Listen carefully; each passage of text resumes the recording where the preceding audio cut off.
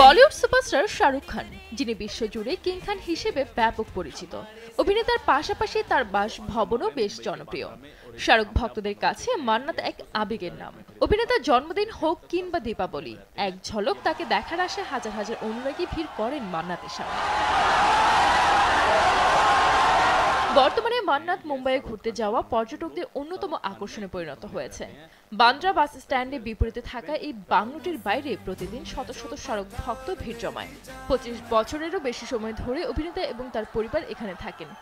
কিন্তু হঠাৎ জানা যায় চলতি বছর সপরিবারে মান্নাত ছেড়ে যাচ্ছেন অভিনেতা।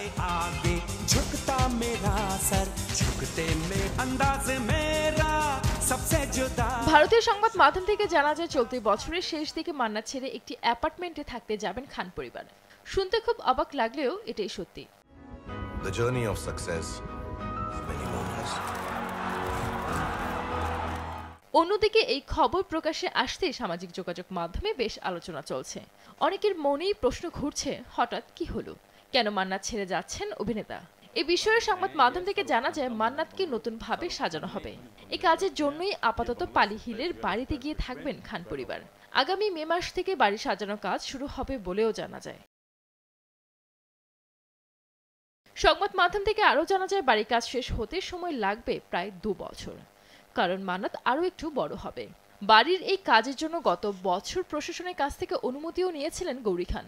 তাই আগামী 2 বছর খান পরিবারের ঠিকানা পালিহিলের 4তলার ফ্ল্যাটে। শুধু তারাই নন, নিরাপত্তা কর্মী এবং পরিচারকরাও থাকবেন তাদের সঙ্গে।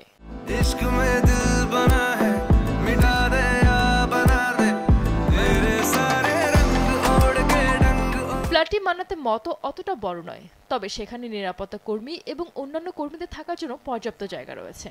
এমনকি কিছু অফিসিয়াল কাজও সেখান থেকে সামলাবেন শাহরুখ গৌরী। আর এই ফ্ল্যাটের জন্য প্রতি মাসে 24 লক্ষ টাকা করে ভাড়া দিতে হবে খান পরিবারকে। Shahrukh, who are you talking to?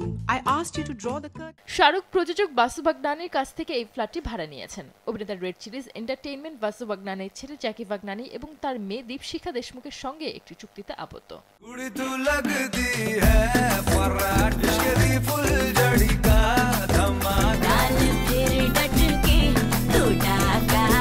Sanjit Akter, দেশ টিভি।